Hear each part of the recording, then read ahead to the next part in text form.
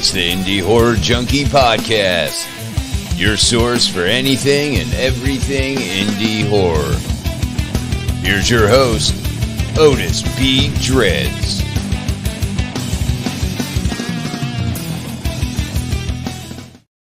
All right, it is 8 o'clock on a Wednesday. Do you know where your indie horror is? I do.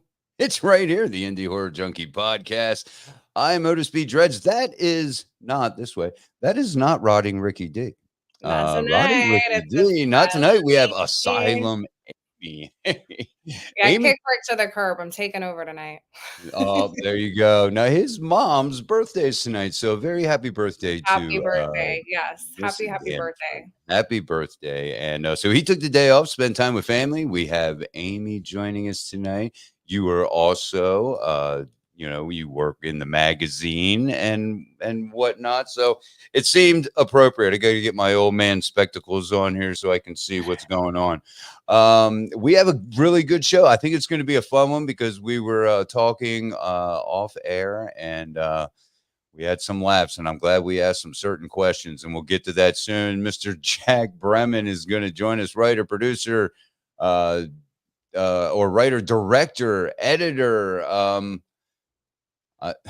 This is what I wanted to throw out. Fire eater. Thought he was a fire eater, but it's all hot sauce, ladies. It's all hot sauce. Still impressive. Yes. So yeah, we're going to be talking to him in just a few minutes, and he loves skateboarding. We had a nice little talk for a few minutes about. And he loves horror, and he just made a horror film down here in Florida, down in Tampa, where I am at. So I can't wait to hear all about that. Oh yeah, absolutely. And you just came off set not that long ago. Why don't you tell us a little bit about that before we get yeah, I just got off a production with my brothers over at Greasy Boys Films, writer-director Sloan Loesch and Kevin Beganovic. Kevin also does all the practical special effects for the indie horror film that we just filmed over in Dunedin, Florida at the Palm Court Motel called The Inn. It is a horror slasher, and I had the time of my life. I'm still coming off that high, and I'm wanting to go back, even though, it's time to get back to business over here. But I can't wait to share more with you guys. And we're going to be dropping the trailer at the end of the month, but it is filled with horror and comedy, and there are going to be things that you have never seen. So can't wait for that. We'll be hopping on this show later to do an episode for the end, and you'll get to meet those guys. They're wonderful. They're creative. They are driven, and the movie is something special. So very, very exciting. Awesome. There's something to look forward to, junkies.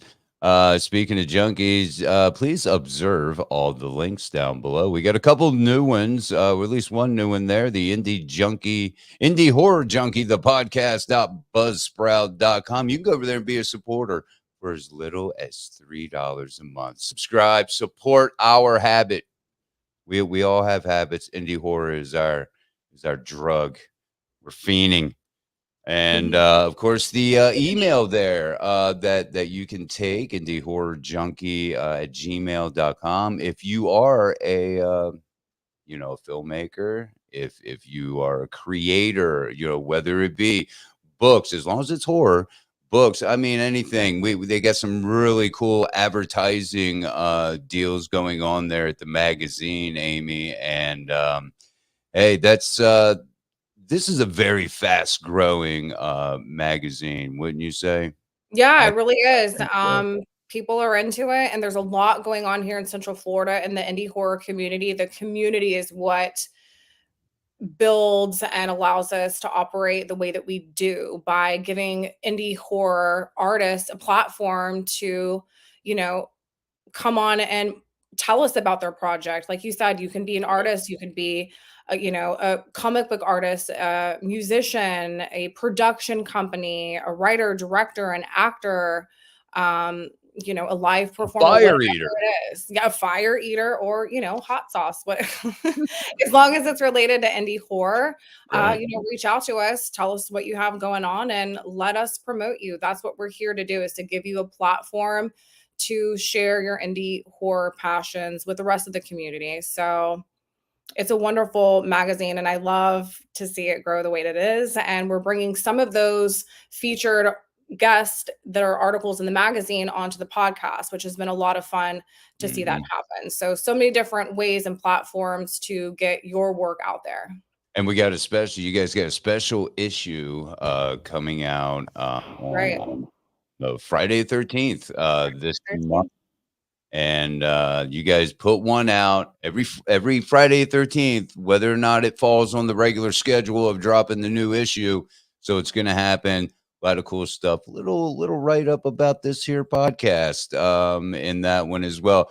Let's see. We got Molly Zombie here. Let's see. Molly Zombie in the house. Molly Zombie is here because I got a couple there. Hi, Brenna. Brenna helps us with over at Indie Horror Junkie. She's wonderful. Yes, some of these names do not. I have to do two computers. Jeff Turner. You got your work cut out over there. What's up, Jeff? Jeff is another fellow actor in the Central Florida community. I have worked with him and workshop with him over the years. He's incredible. Awesome. So people are filing in. So I think there's no better time than to get our guest Jack on here. Also, before I forget, the Indie Horror Junkie podcast, the audio version is over there on iHeart now and soon to be on other platforms that you listen to your podcast on. So you can listen to us on the go if you can't be here to enjoy our beautiful faces. You can't see me on YouTube. Friends, hi, Jamie. Denise is here. Welcome, Denise. And so we have Jack Bremen on, as I mentioned, writer, director, editor, professional photographer. I think I got that one right. And fire eater extraordinaire. Jack, welcome to the show. Can he hear us?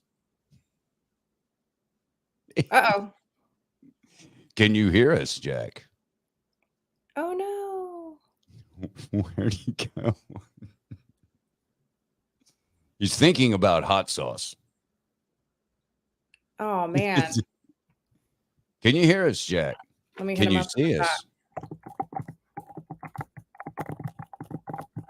He was having some weird things happen. Now he's looking. He was like, "What? What's going on here?" I hit him up in the chat. Can you hear us? Pardon the momentary technical difficulties. He cannot hear us. I'm gonna have him log. Log off and then log back in. We had this issue just a few minutes ago. He couldn't hear or see you before the show, pre-show. Worst case scenario, I can tap dance. So we'll see what happens. Can you eat fire? As you can tell, I was really looking forward to the fire eating thing. Well, he's gonna come back in a minute. And that fixed it before with the little glitches. That fixed it before, but I had a feeling that he couldn't hear anything because he had a very blank look on his face when I brought him in. All right. How about now? There he is. Okay. Yay. There we go. All right. The gremlins got us again. Jack, welcome to the show, my friend. How are you? You're out there in sunny California, aren't you? Yes. Out here in LA, out by the beach. Oh, yeah. Rub it in. Yeah, rub it in. I'm in Ohio in the Midwest. You can get as far from the beaches as you can right there. My goodness. So, we mentioned, some work you did with, Rick. You guys have worked together on a little project years ago called Web of Darkness. Oh, yeah. If I'm not mistaken. You got a big smile when I said that. No, that was so much fun, though. I mean, that was like, eons ago, but it's just like it still sticks in your mind that it's just like it was just such a fun time. And that actually that was my, I think, probably one of my very first acting gigs, actually. Oh, no Really? way. Was Web of Darkness. Yeah. So had a lot of fun on that shoot. Now you're doing one called was a haunted happy hour. Is it? Did I Right. get that right? Is that it? Tell us a little bit about that. It tells me there's a haunted happy hour. The first thing I think of is spirits and spirits. Yep. Pretty much drink specials and spooky spirits. There you go. Is basically what it is. Yeah. So Haunted Happy Hour is the feature length film that we just wrapped shooting. Probably what was it?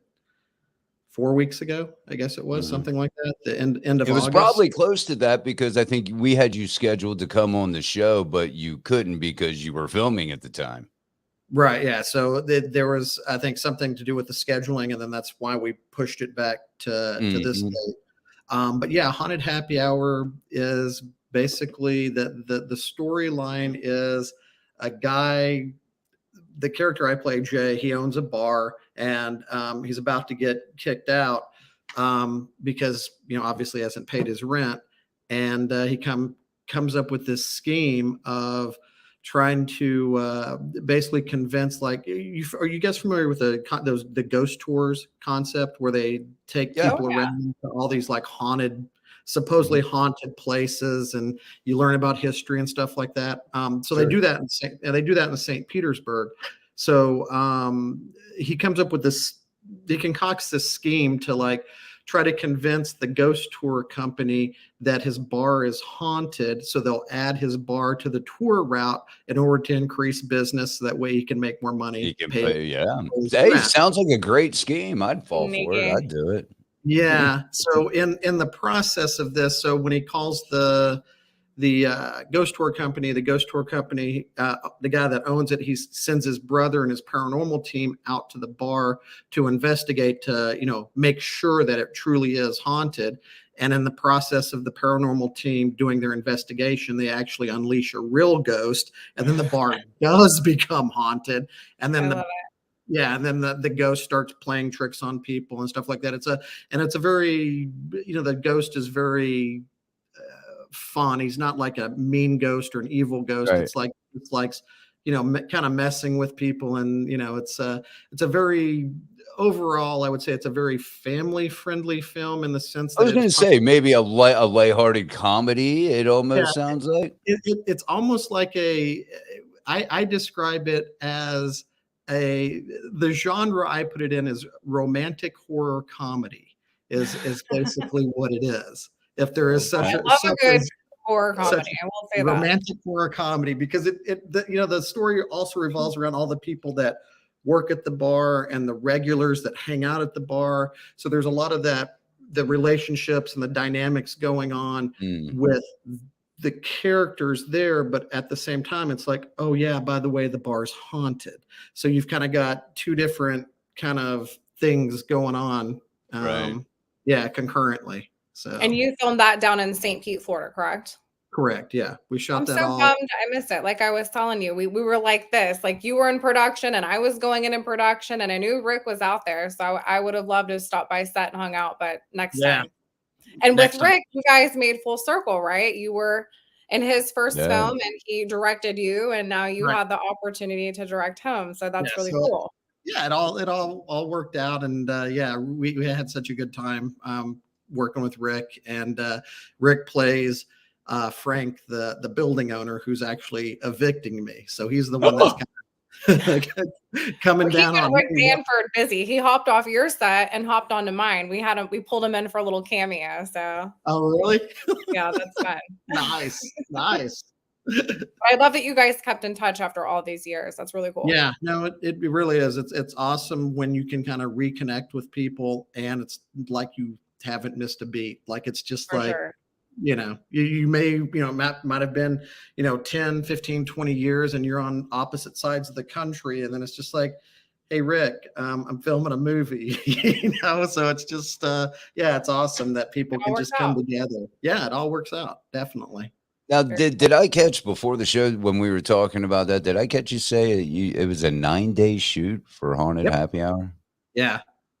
Wow. Yeah. What's we've had different filmmakers on talking about doing these shoots in a week, and even in 2 weeks, to me, I'm not a filmmaker. Even in 2 weeks, that seems like a very little time to put together a whole movie. It's a crunch. It is. It is definitely. It was an accelerated process. In retrospect, if I would have loved to have had more time, but it kind of was what it was. The timing sort of all hinged on, so the main location where we shot the movie was a brewery in St. Pete that we had a certain time window of, okay, you have to have the movie sort of wrapped by the end of August. And it was just like, okay, so I guess we've got about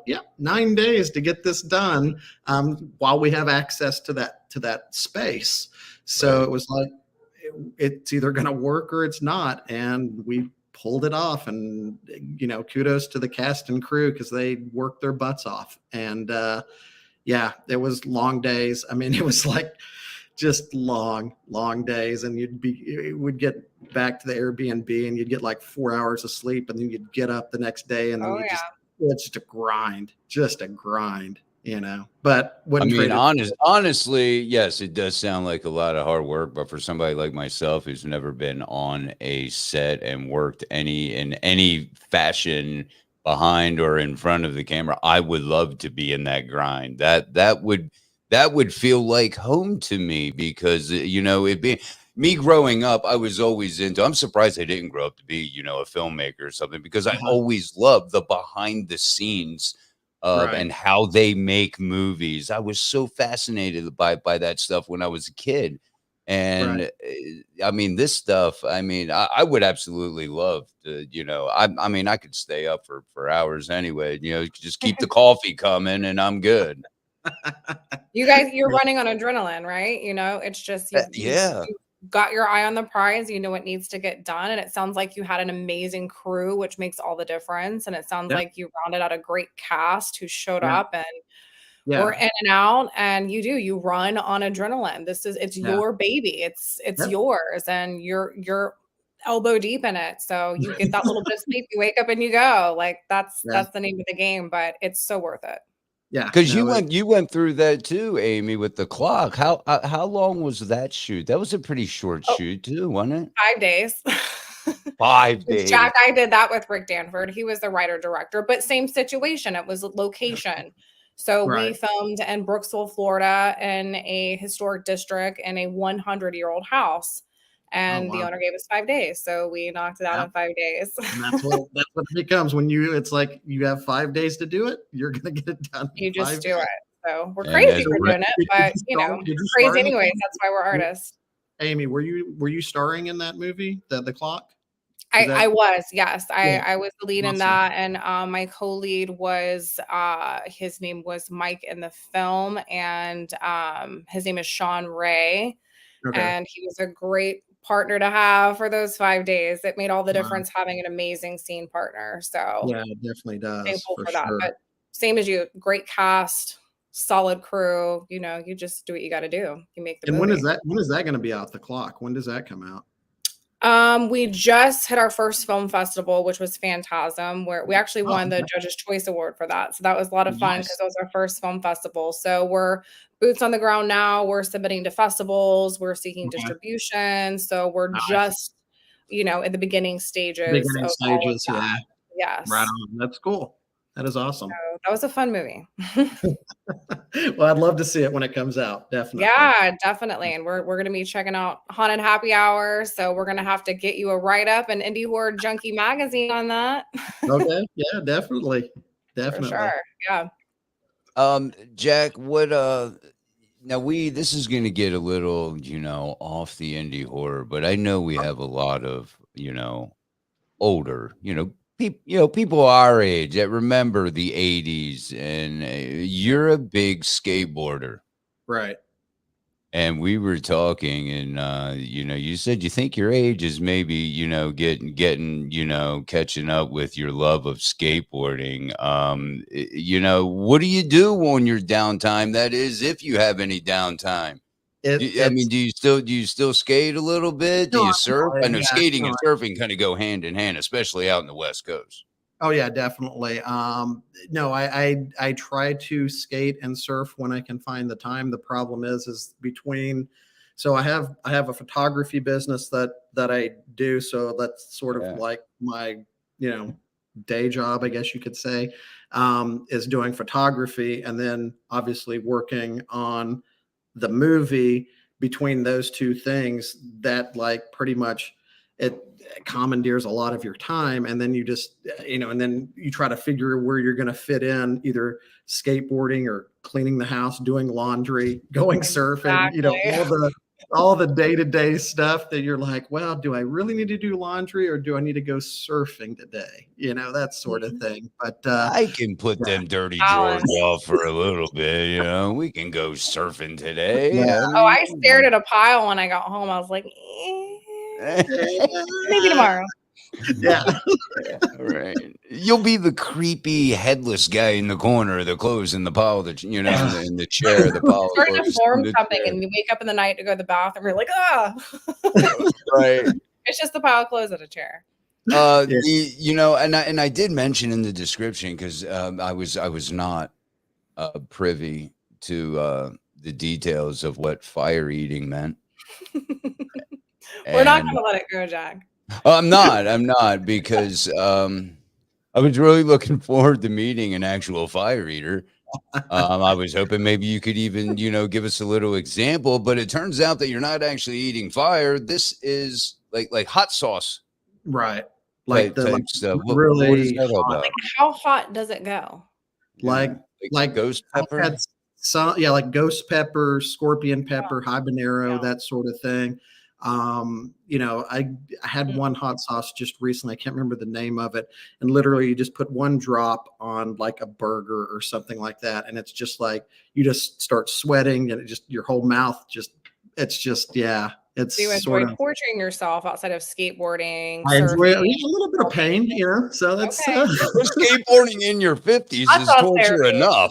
It's a horrible day. Hot sauce.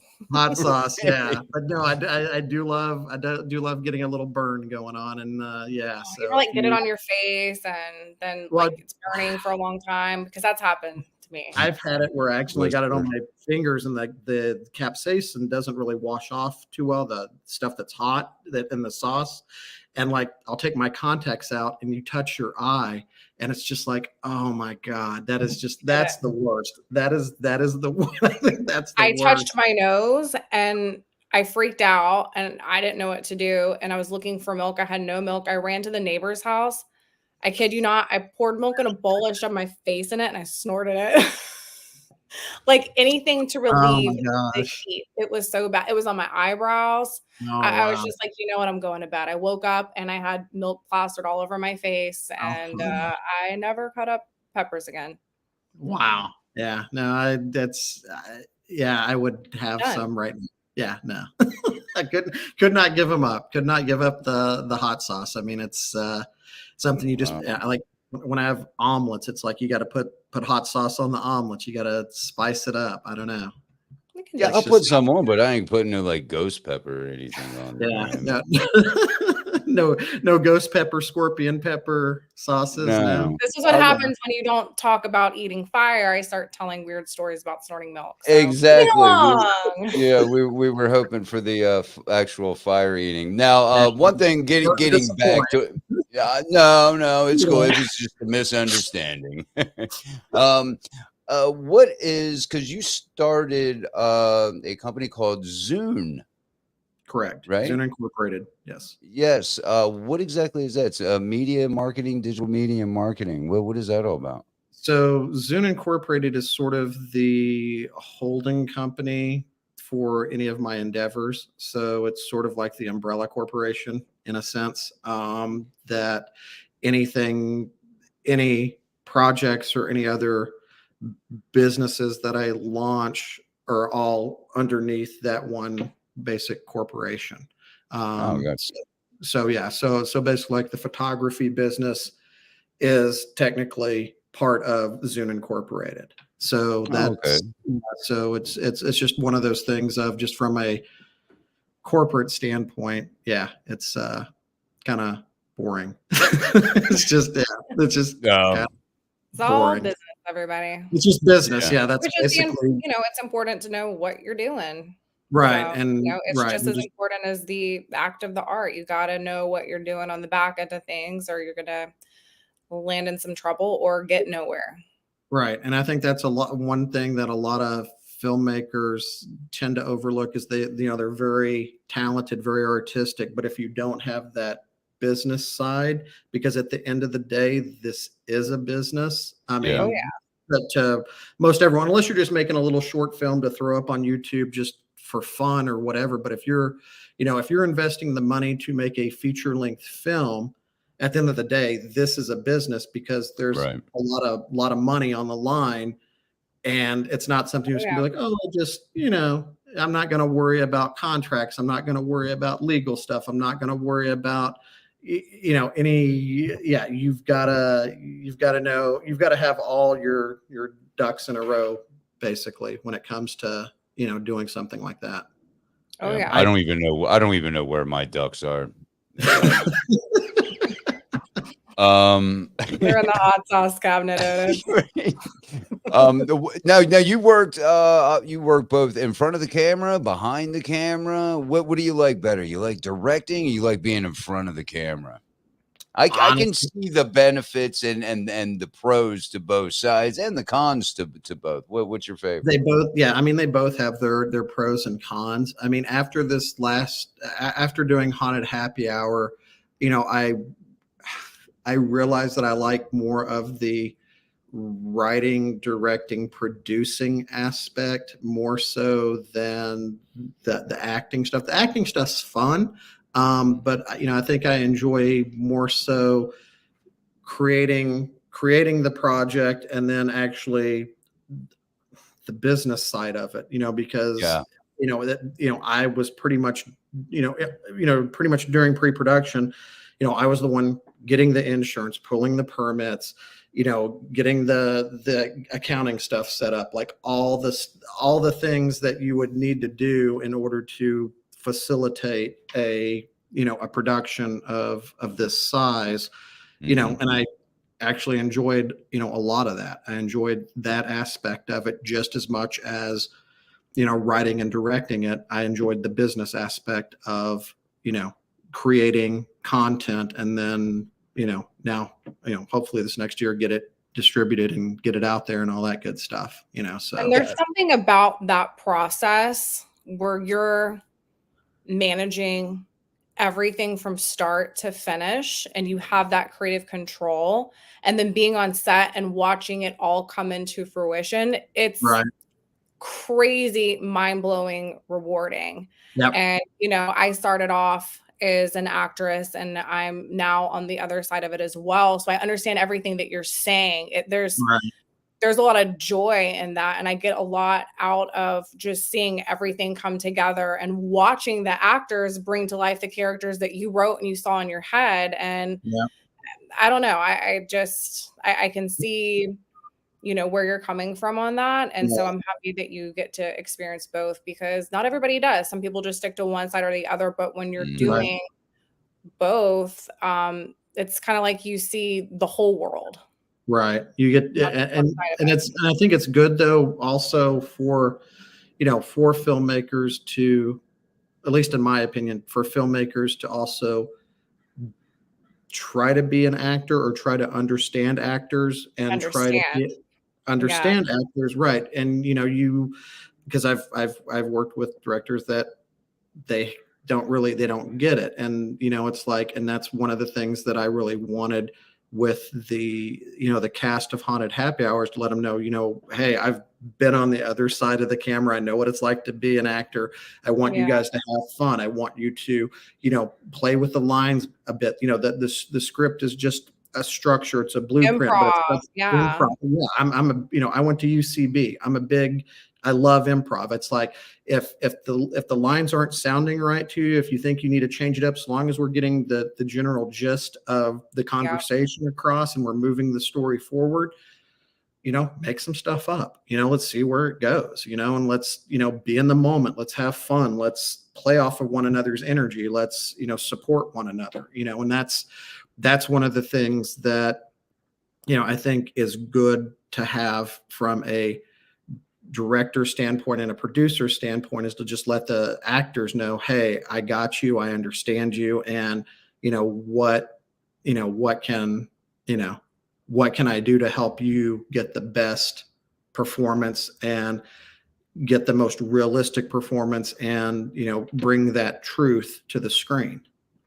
Absolutely. And when the director allows the actors to be their most authentic selves within that character, that's where the magic happens. And when the director understands, okay, these actors have their own individual process, let me give them that one run through. Let me give them that, rehearsal real quick, and let them vibe and get their energy going, and then get that first take. Like, that makes a big difference to the actor. So if you've been on that side and then you're on the other side, you get it. And I just think you get such good quality out of the actors when you let them just do what they showed up to do.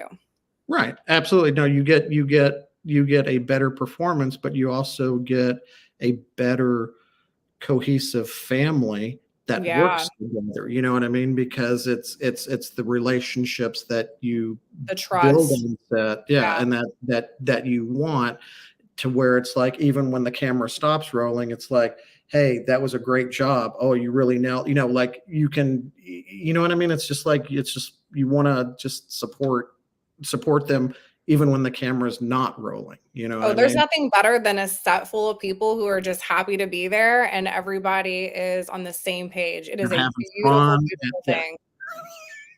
And those are the sets you want to work on. Those are the sets that I like working on. I've worked on sets where it's just like the energy was just not good, and people were just like, you could just tell people were just like ready to get out of there, and it's just like, that's not fun. You don't want it. Culture is so important. You're right. It's you, and you in charge of everything. You create that culture, so you have to bring that and create that. Yeah, definitely. Yeah, for sure. So, Rick, I still get goosebumps watching actors say lines I wrote. Do you, as a writer, is that one of that's one of the perks? As a writer, I would guess, as a writer director, if you're writing these scenes, writing these lines, and then you direct it, and you're watching people, these actors and actresses say the lines that you wrote, that just came out of nowhere, the depths of your imagination, and then seeing them do that in front of a camera or on screen. Do you feel the same way Rick does? It give you goosebumps, make you feel all fuzzy inside?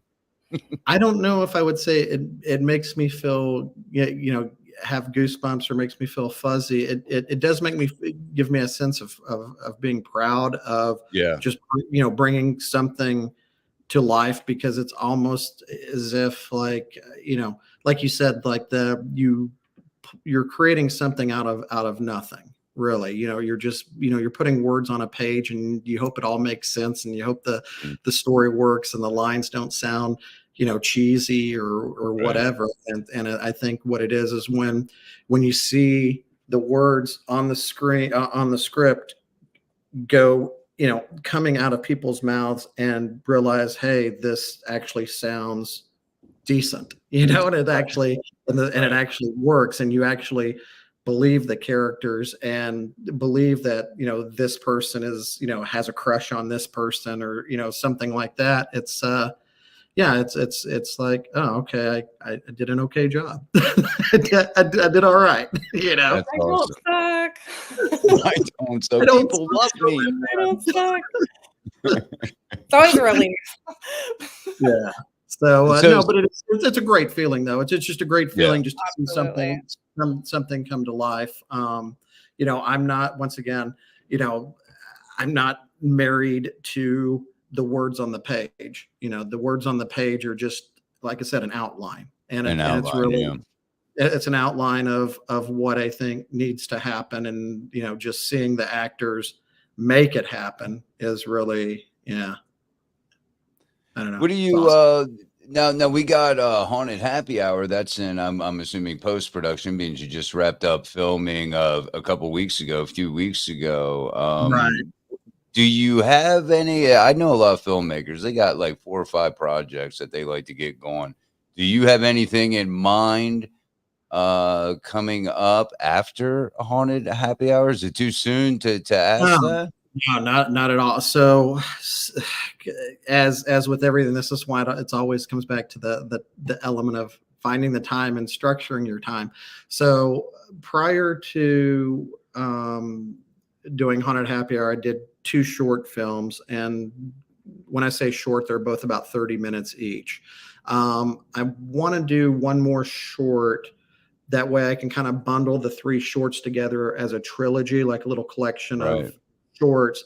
And, it would, basically be enough for a feature length film at that point. So I'd like to just kind of bundle the 3 together and get that out there. But I'm also working on a Christmas movie that I'm hoping to shoot next year. I have an idea, but I don't really have. It's not there yet, and it's sort of. Comedy? No, it'll be in the same vein as like maybe a Hallmark Christmas movie. Like those really, kind of just lighthearted, feel good, lighthearted, romantic Christmas kind of movie, fun, yeah. And so that is sort of in pre-production. I like to, the way that I tend to work, kind of like I did with Haunted Happy Hours, you find, okay, what locations do we have access to? And you build the story around what locations you have.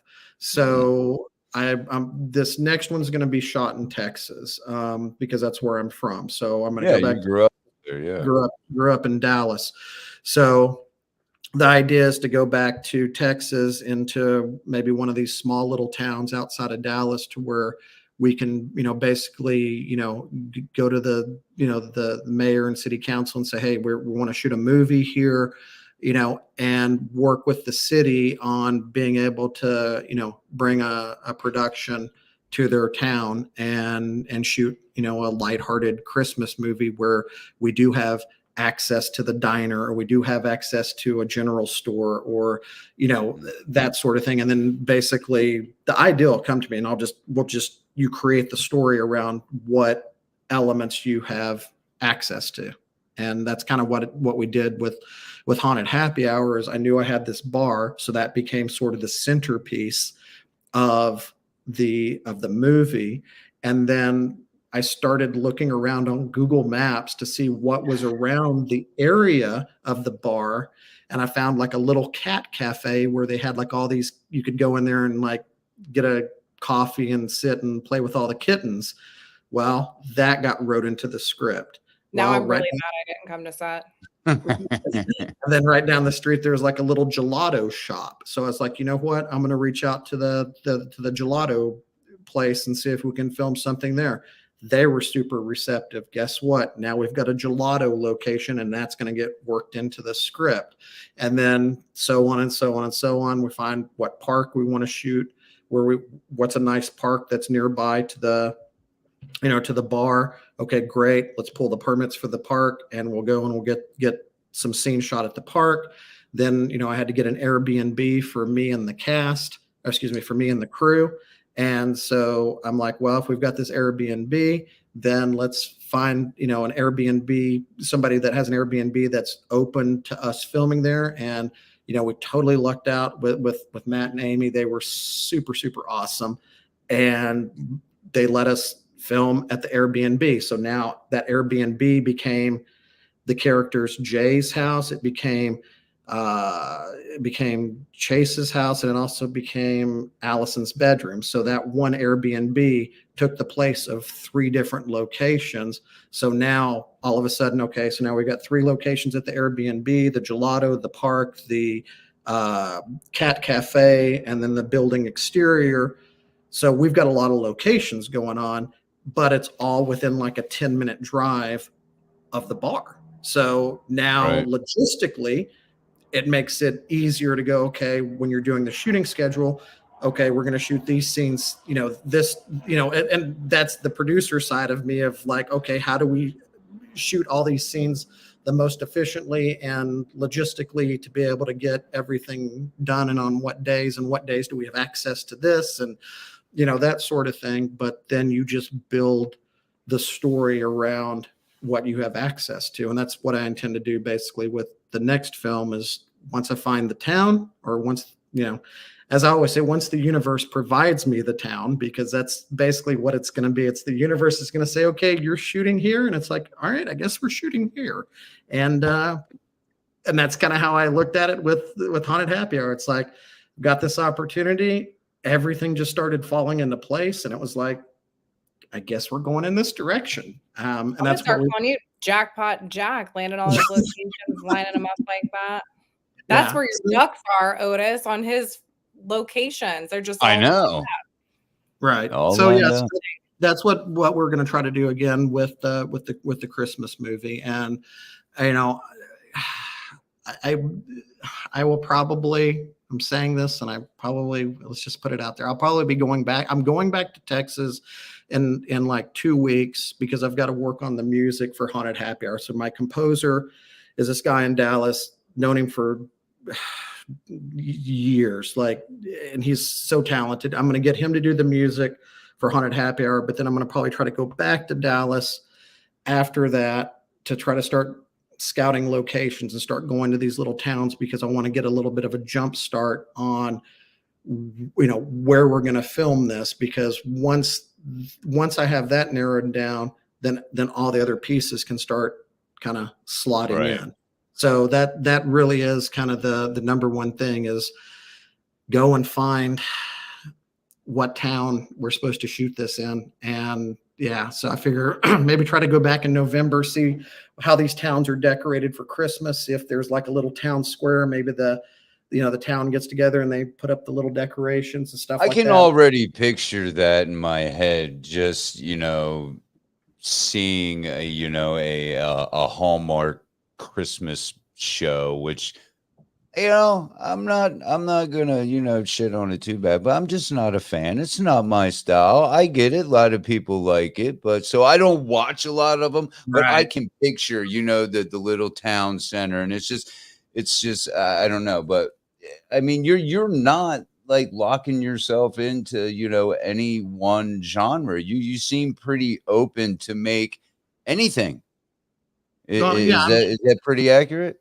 Yes and no. I mean, I'm not big on, I'm not big on like a lot of the violence in like a lot of these movies, where it's just like, there's so much there's so much violence and suffering in the real world. It's like, I don't really want to like just throw more of that out into the universe. And and having said that, I'm not saying that I wouldn't do a horror movie. It's just not really my, like that hardcore, just the stuff that's just like violence for the sake of violence. There's got to be like a story there. There's got to be characters. It's just like, we get it. There's people camping in the woods, and there's a killer in the woods, and he's going to stab them and blah, blah, blah. Boring. It's like, it's been done so many times. It's just like, come up with something new, come up with something fresh. And can you come up with something that doesn't revolve around a slasher in the woods? I don't know. That's just me. It's just and I get it. Not everyone loves the Hallmark movies. I like them because they're predictable. What's going to happen. I mean, they're just, you can pop one on, and for the most part, you can watch them with your family. There's not going to be any nudity. There's not going to be any foul language. There's not going to be blood and guts going everywhere. So it's like, it's good all around entertainment that reaches a wider audience than say something that's going to be R-rated or NC-17 with a bunch of, topless girls and blood being splattered everywhere. You know what I mean? And don't get me wrong. I mean, you can do that, but you got to do it well, and you got to do it creatively, or it just becomes like all the other movies on Tubi, where it's like, I was scrolling through Tubi the other day, and it's just like found footage movie. I'm so sick of found footage movies. It's like, I get it. You did that with Blair Witch and all the other people that did found footage movies, and I'm not crapping on them. Once again, just not my thing, because it's just like, yeah, another found footage movie. Yay. It's just like, well, you seem to have found your niche, and I like the premise of Haunted Happy Hour because it is family friendly. Yeah, no, it is. My family won't watch most of my films, but but they can watch something like that. And it is fun to have the more lighthearted haunted films. I would like to see more fun, spooky films for kids that aren't going over the top. Kids who like the spooky vibes and who love Halloween movies, but something that's appropriate for them, that isn't going to scare the living shit out of them, but they can still have fun watching something a little bit fun, but still tasteful. So there is a really big market for that. And so maybe you're right on the money. No, I hope I am. I mean, and once again, it's not really about the money. It's about, what do you want to put out as an artist? Because what you're putting out into the world is just it's also a reflection of you. You know what I mean? It's you're, because you're, I'm writing and I'm directing and I'm saying, hey, this is what I want to do. Yeah. This is what I want to contribute to the collective consciousness of the world. And, I don't want it to be some, something that's just like, mediocre. And, that's the kind of content I look for. I look for stuff that's well written. I look for stuff that's intelligent. Don't play to the lowest common denominator. I mean, it's just,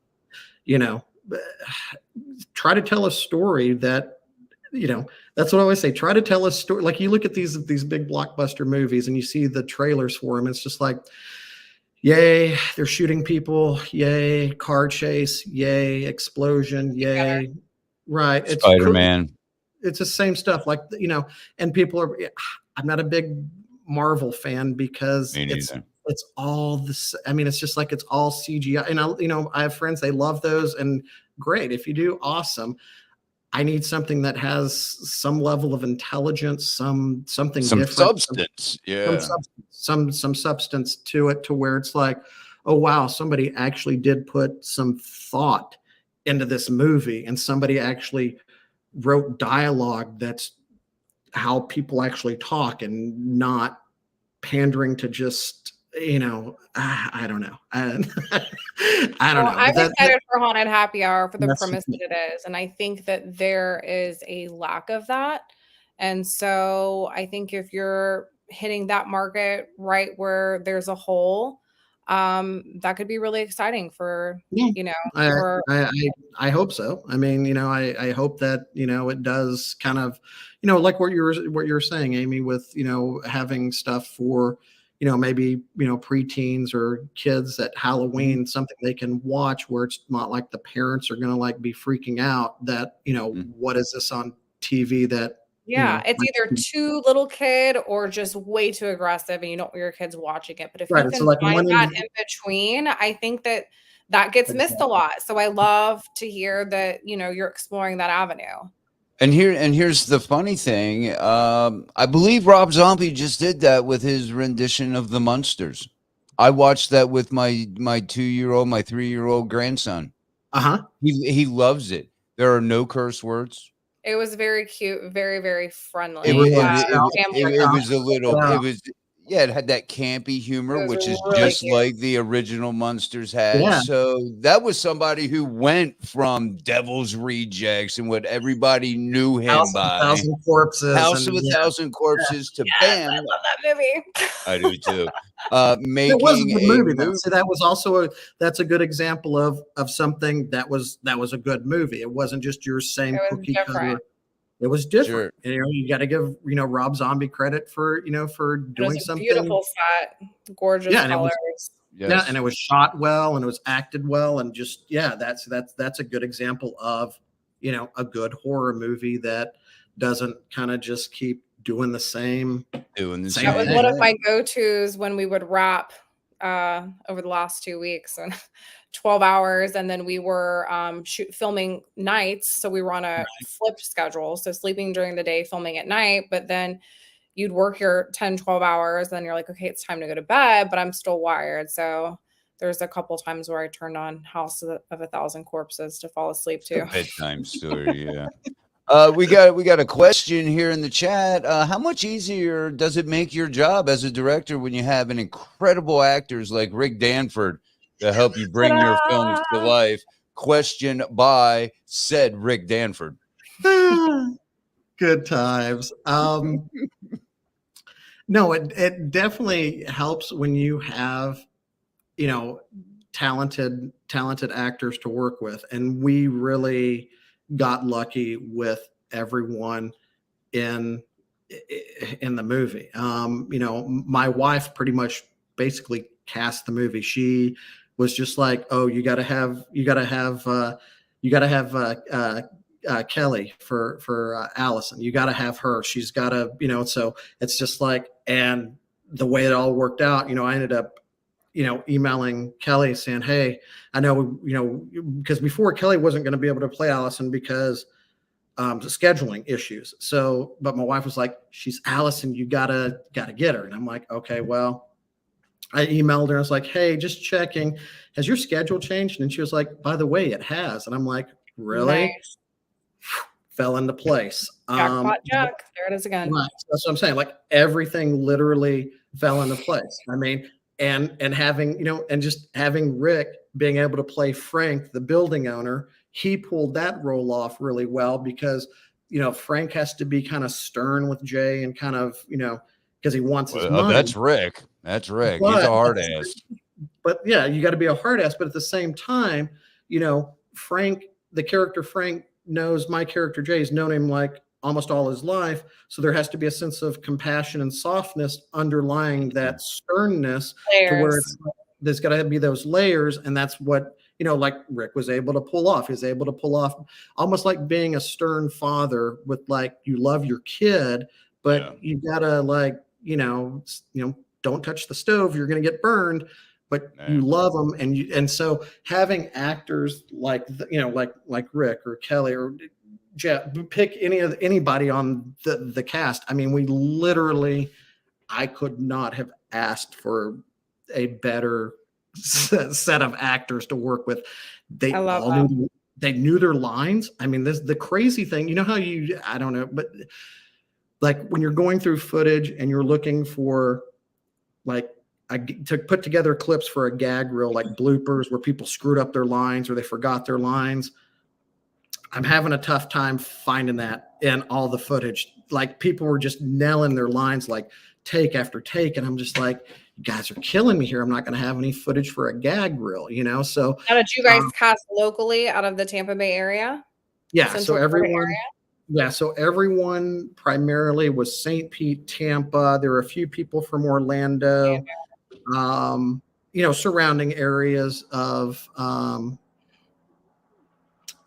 surrounding areas of the Tampa St. Pete. Well, I want to thank you for coming to Tampa and casting locally. A lot of productions will come in from different states and bring talent in. And let me tell you something, Central Florida is a hidden gem of actors, filmmakers, and artists. There's so much going on here and everybody is hungry for work. So thank you for casting local artists and giving those actors an opportunity to step on another set in their hometown, because we need more of that. No, you definitely do. And it was, and by all means, Tampa, St. Pete, and Florida, very welcome. And I'm very thankful for being able to shoot in the Tampa, St. Pete area. I still have a soft spot, in my heart for, Tampa and St. Pete. We lived there for 9 years, lived in South Tampa. So, I love the Tampa, St. Pete area. It's got a great vibe, and you're absolutely right, Amy. It's sort of like, there's so much talent there. It's like sort of a hidden gem of, you've got great scenery. You've got, these parks, you've got beaches, you've got cities, you've got all these different backdrops to shoot. And you can shoot anything.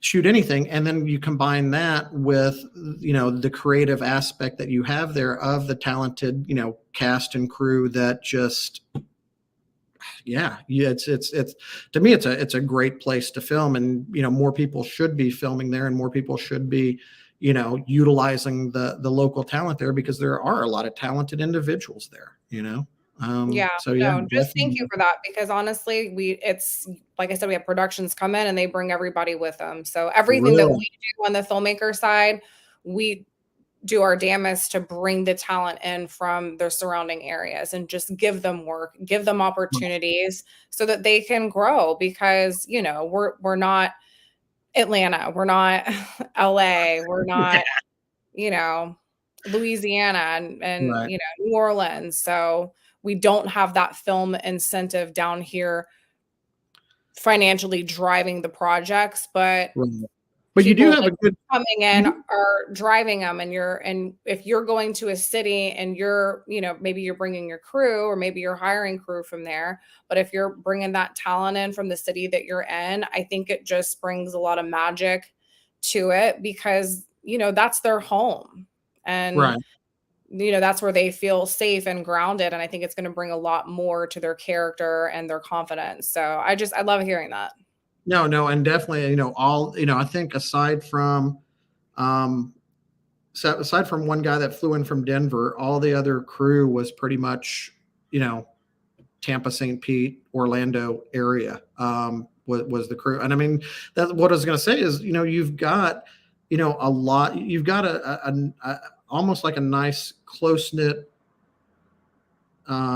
group of filmmakers there in the Central Florida area, because, like one of the guys the guy that played Brian in the movie, Jeff, he was just on another shoot with this other guy, Rod was actually in my first short film that I shot in Tampa.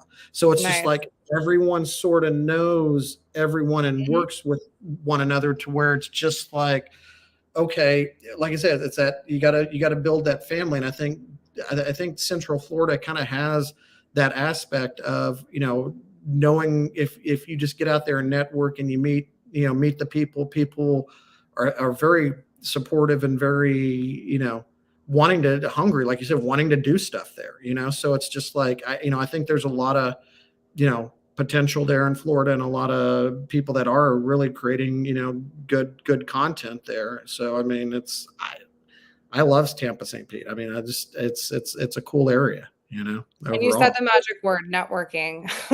Network. Get to know the people in your community, get to know the people, even if it's in a different state, just that whole family of filmmakers, and put yourself out there. And if somebody needs something, help out, because you never know when you're going to need a favor, and just, give as much as you get. And, I think positivity and kindness and doing favors and helping all comes back to you when it's your turn for your project. Sure. So, absolutely. Great advice. And what other advice would you have for filmmakers, whether they're just starting off or whether they're wanting to do what you did and find another town to film in that maybe they're not familiar with? What I would say is you kind of just have to do it. I mean, and that's easier said than done, but I mean, it really comes back to finding the project that you're passionate about and that you want to make, and then figuring out, well, how can I make this? Even if it's just a little 5 or 10 minute short film. Yeah. Okay, well, you want to do a 5 or 10 minute short film. Everyone's got an iPhone, right? Or smartphone. Yeah. There's your camera. Okay. Get couple of your friends, figure out where you can shoot. Can you shoot at your mom's house or your girlfriend's house or whatever? And, is there a park up the street? Great. Well, maybe we could, shoot a couple of scenes there. And, I know this guy that, maybe owns a comic book store or whatever, and they'll let us, shoot a couple of scenes there. Okay, cool. Now you've got 3 locations. Now let's just build a little story around those maybe those 3 locations, or maybe it's only 1 location, and you could literally create something cool just in 1 location if it's written well. And that's what it comes back to, is just doing it and figuring out, and it's, I don't want to say baby steps, but even if you're just doing a short, awesome. You're doing a short, great. Get out there and do it. Do a 10-minute short. Next time, do a 15 or a 20-minute short. Next thing you know, maybe you're doing a web series, and now you're doing 15 minutes every week. And then or maybe you want to get into documentaries. Maybe that's another genre I've been thinking about getting into, is just doing some documentaries where it's you're basically going and interviewing people, and you're trying to tell a story about a certain topic that interests you. But yeah, it really comes back to just figuring out what it is you want to do, and figure out how can you make that happen within the realm of having limited finances. Haunted Happy Hour, that's self-finance. That's all my money. Okay. So micro budgets are real, everybody. Micro budgets are real. You can do it. Okay. You can do it. You can do a lot with it. Right. And that's what a lot of people don't seem to understand is, you don't have to have, $250,000, $500,000, whatever, to make a feature film. When I see people going, oh, I can't get financing for my film, I need $750,000. And it's like, well, what kind of film are you wanting to make? Because for that kind of money, I could crank out 10 films that would, once again, tell a good story, have, just, you don't need that kind of money to do that. Just do what you can on your budget, and just, pull it together and get your friends, get family to be in it. And even if it sucks, guess what? You made something. You still did it. Yeah. Right. And you're not just sitting around talking about, oh, I'm going to make a movie someday. I'm going to do, it's like, well, then make a really crappy 5-minute short, and that hopefully will set you on your trajectory to figuring out what it is you want to do, but I don't know. That's great advice, because I've heard that same thing. It comes down from other directors. It comes down to, hey, just do it. Right. I mean, not to take away from Nike's little ad, Nike slogan, yeah. Yeah, but literally, I grab a camera and just do it. Like you said, grab some friends, film some stuff. I mean, you just have to take that first step, and who knows where that first step will lead you. Where it's going to lead you, and in what direction it's going to take you. Maybe you do get your iPhone and you go and you make a 5-minute short, and you're like, oh, that was pretty cool, but I'd like to do maybe a documentary. Okay, well, great. Then maybe you go and do like a little 30-minute documentary about an animal shelter in your area that's, rescuing, cats and dogs, and how do they, network with the community, and how do they, how many, cats and dogs are they placing in homes, and talk to the shelter owner, and talk to people maybe that have adopted there. And there you go. There's a 30-minute documentary that somebody could do about a local animal shelter that really wouldn't cost you much more than maybe, lunch for your minimal crew, and talking to the people at the animal shelter. And there you go. Now you've made a documentary. And it's, I mean, it is easier said than done, but you have to take that first step. So that's great advice, Jack. We out of time? Go ahead. I was just going to say, no, it is a lot of work, Otis. Just not just even, saying, oh, just go and do a little 30-minute. No, it's a lot of work. It's a lot of work in pre-production. It's a lot of work during it. And then pre-production matters big time.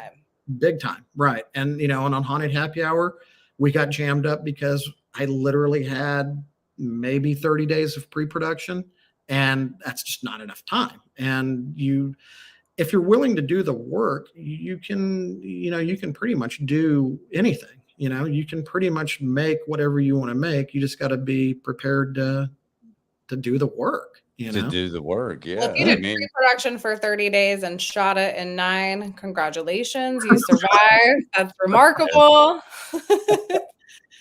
But like, it just goes back to your testimony. Just do it. So there you have it, folks. Yeah. Get off your ass and do it. Yeah. Not trying to steal Nike's slogan there, but yeah, when it comes to filming, you just got to do it. Everybody has, places locally that they could go and shoot. So great advice. Jack, we could probably sit here and talk these people's ears off for hours. But I'm going. We're gonna let you go. I want to thank you so much for jumping on with us and talking some filmmaking. Man, it was fun. We had some laughs. I enjoyed it. No, thank you so much. No, it was great. Great being on here. I'd love to be on here again once I have the film done and have the trailer ready to go, so that way we can let everyone see the trailer, and hopefully we're going to try to get this all ready to go to have a premiere. That the goal right now is to have the premiere like first quarter of 2024, and then have it on all the streaming services by Halloween of 2024. So nice. Well, if you come back down to Tampa for the premiere, let us know, and we'll show up and show out. Okay, awesome. That sounds like and not only that, we got the Florida Horror Con that's going to be coming. That would be September of next year. Oh, really? Jack, sorry, you're coming. You're there. Bring the wife, bring the hot sauce. The movie's going to be there. Thing. Bring your cats. All right, sounds like a plan. I like it. Awesome, Jack. Hey, again, enjoy the rest of your evening. Thank you so much for taking time so much. Wonderful talking with us. All right, it was awesome. So, hey, have a good night, Jack. Yeah. Look, I got little things on my finger there. All right, take care, brother. All right. Bye, guys. Oh man, what a fun talk. Oh yeah, he's awesome. That was fun, man. All of these guests that we've had on have been, I could just sit and listen to them for forever. I mean, everybody's so passionate about what they do, and that's what you need. You can't stop talking about what you do because you love it so much. And I'm just, thankful for the Indie Horror Junkie platform that we are able to give people a place to promote their work and promote what they do and share their knowledge and just continue to grow with the community. Absolutely. And, then you had this little podcast on to it to where we could talk about talk with those people that are featured in the magazine. I want to throw out an Indiegogo campaign right now, Hellbuyer's Haunted Asylum of Horror, which, hey, it's going to get funded. It just may take a little while because, as we know, funding these projects is not very easy unless you can come right out of pocket, which is not the case for a lot of these, micro budgets. But this is something I'm really passionate about because I get to play Dave the Stoner, a millionaire stoner. So can't wait to see it. Yeah, so I want to throw that out there. Funding is a nightmare. There's Mr. Nanners, otherwise known as Morgan Wellborn. He is the director of Hellbuyer's Haunted Asylum of Horror. There's Devin has joined us. It's one of my coworkers there. There we go. He's also a big horror fan. So yes, travel over there to Indiegogo and check out Hellbuyer's Haunted Asylum of Horror. And hey, if you can't, help out financially, the next best thing is just share it far and wide. It doesn't cost anything to share it and support people. And that's really the key here. And Otis, I've got some good news for you about that fire eating. Yeah. Later this month, we're going to have some wonderful, talented indie horror artists on the show. They are performance artists. They are the Sinister Sisters, and they eat fire as part of their show. So we'll get a chance to talk about it. I'm just going to leave you with that. All right. Well, hey, there you go. We may have some fire eaters on the show here. I mean, we had one tonight. I'm going to make it happen for you. Making it happen. Up my sleeve. All right, awesome. Well, Amy, thank you, dear, for sitting in and co-hosting. You got it. Pleasure's all mine. It was fun. Yes, you act like you've done this before once or twice. Podcast here or there. Yeah. But I enjoy seeing you and talking to you. I love the Indie Horror Junkie podcast. So let's do it again soon.